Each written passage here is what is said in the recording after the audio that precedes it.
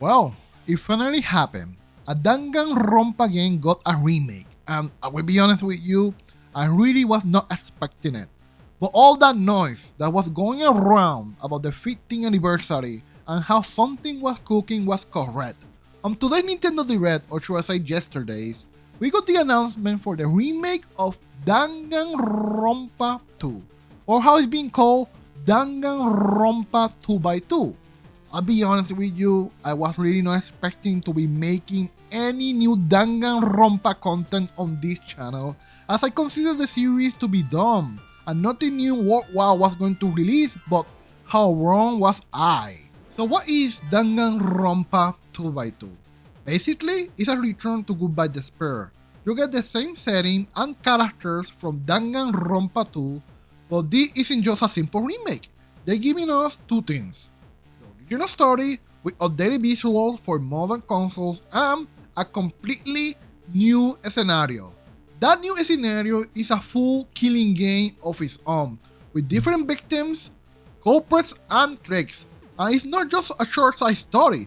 They say it's about the same amount of gameplay as the original game. So we're basically getting Goodbye Despair Remake plus an alternative version of it with brand new mysteries to solve. So here we get really interesting. Again, as I said, this isn't just an extra mode. It's a whole new killing game with new victims and new culprits. That means the story of Danganronpa 2 could play out completely different ways. Think about it. Characters who were victims before may survive this time. People who never killed anyone in the original could end up being murderers here. And the one we thought we have figured out, they could have completely different fates. Since they say it's as long as the original, we are not talking about a single bonus case. We're looking at multiple murders, full trials, and a brand new ending that could totally flip the story of Danganronpa 2 on its head. So the big question is, who's gonna survive this version? Who's gonna break? Who's gonna kill? And who's gonna make it all the way to the end? Many possibilities, but that's not all, because we also have a trailer. And I was thinking, why don't we do a quick analysis of it to see what's new, how things compare to the old game and stuff. The trailer opens with the well-known scene of Nagito looking at Hajime on the beach. After that, we move to a short scene showing the 3D spaces as you walk around, really showing how different they look to the PSP era ones in the old game. We also get a look at one of the CGs in the game, to be more precise, one of the bonus ones. For the looks of it, they are the same ones we already have, so unlike the sprites, these did not get an update or anything at first glance. After that, we get a look at the Usami Corral area, showing up the new updated look of it, and comparing here is quite the upgrade. After that, we get some scenes from the game, like the first time we talk to Mikam. I think it's a good point to compare how the scene looks here versus how it did originally. It's quite a difference. They have completely rerun the sprites for this game, which means that unlike past re-releases, we are no longer looking at upscale PSP era sprites.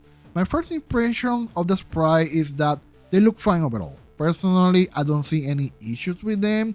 If I had to point something out, is that they look a bit rounder, cleaner, but the quality upgrade is definitely there and it looks good. Another thing I noticed when comparing this scene is that it seems they are using the same translation from the original, but they are changed the UI. They removed the old borders and redesigned how the text box looks. After that, we see a scene with Monomi. She looks fine, but what stands out more is that we get a look inside one of the buildings, and again, it's a bit quality upgrade for sure, especially comparing it to the PSP era. Then we see another CG, this time the beach scene with the characters. They one seem to be exactly the same as what we got in previous releases, with nothing really changed at first glance. Now, here where it gets interesting again. We get another look at redrawn sprite, this time of Tanaka, and it actually shows that the sprites have some animation to them, kind of like Light 2D.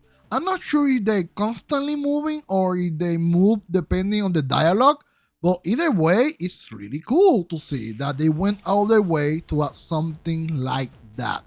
And then it gets even more interesting. we get a look at one of the new CGs in the game, probably part of the new scenario. It shows Nagito and Hajime looking at a beach boat. This is a brand new and wasn't in the original game at all. Now the question is, what the context here? What could have happened to change things in such a way? What does the new plot involve? Looking at this image, I get the idea that they may be trying to escape the island by fixing that boat, or maybe they discover something inside of it that changes everything. Another possibility, could this still be happening in the virtual reality island, or is this taking place outside of it? Honestly, I can't wait to see what this new scenario is about because this teaser is really good. After that, we move to a scene with Nagito. Comparing it to the original, you can really see how much the quality has gone up, and not only that, but now he's moving his hands as well. We also get a look at the game's map showing Hajime moving around. It seems they changed it from the original side-scroller style to a top-down view of Hajime exploring. After that, we see a few more CGs from the game. These appear unchanged from the original at first glance. Then finally, we get a look at one of the class trials and how they look in this remake. The trial shown is from chapter 1, where Togami is murdered by Teru, and here you can really see the differences.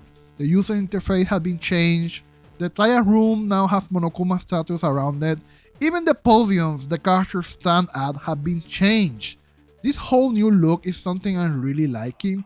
It feels like there's less clutter on the stream, but the elements we remember are still there on the sides. Overall, it's very similar to Danganronpa V3. Finally, we see a counter from Hajime, showing off a new animation. Now he moves and stuff, and I must say, it looks really cool. Then, the trailer ends, and just from that alone, it's quite the teaser. Fans have been waiting for something like this for a long time. But, did you notice it? There are things in here that don't quite make sense. Little details that may point towards the true nature of this so-called Danganronpa 2 remake. Let's rewind all the way back to the beginning. You catch it? Here, let me show you a closer look. Do you see it? Nagito, sure. The design is different. That's not the one he had in the original game. That's really odd, and some people are even saying that it may actually not be him. I check around with the official merch and everything still uses the old design. So this new one really stands out. Could it be that they just decided to redesign it just for shit and giggles? Sure, but it is strange when all the merch and recent material still uses the old design. Then I thought, did they change it in the CGs too? And yes, they actually went back and edited it in there as well. It's so strange. Why do this? And that made me wonder, could this be Nagito in the new scenario? And this is a clue left for us that he's not really Nagito? If so, who could it be and why change it? And then there's another odd detail in the class trial scene with Mairo. Do you notice this? In the original game, Kazuichi was to her left and Hajime was to her right. But in the trial we're seeing here, that changed. Mikan is now on her left and where Hajime is supposed to be is completely empty. What could this mean, you might be asking yourself? Well, it could be as simple as the devs just randomly deciding to change whose seats were in the trials for no reason, just for shit and giggles. But what I think is happening here is way more interesting. This could actually be a trial in chapter 1 of the new scenario, and maybe the first victim isn't Togami anymore, but Kazuichi, one of the original survivors. That would make sense since this new scenario could flip the roles around, and that group is more likely to die or even become culprits this time. It's also very odd that Hajime's spot is just empty. Why would that be? If that pot belonged to a dead character, there should be a portrait with an X on it. So it feels like they could already be showing us parts of the new scenario without us even realizing it. I think there's a lot more going on here than just a simple remake with a new scenario. Honestly, I believe the new story could actually lead into or be Danganronpa 4. And it all comes down to the name, Danganronpa 2x2. Why is that important? Well, because these are the same people that gave us Danganronpa B3 as the third main game, only to then say it was actually Danganronpa 53.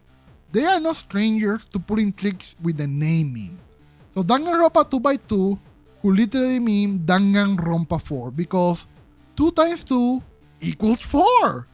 They might be doing some kind of wordplay they pull with B3. Whatever the new scenario turns out to be, it could be pretty big. For all we know, this game and story might be tied to Team Danganronpa, the same group behind Danganronpa B3. This new scenario could easily be set in the Danganronpa B3 timeline itself. More information is definitely needed, but some things are very suspicious in this trailer. From the change in Nagito's shirt design, to the different seating arrangement in the trailer, to the mysterious boat scene.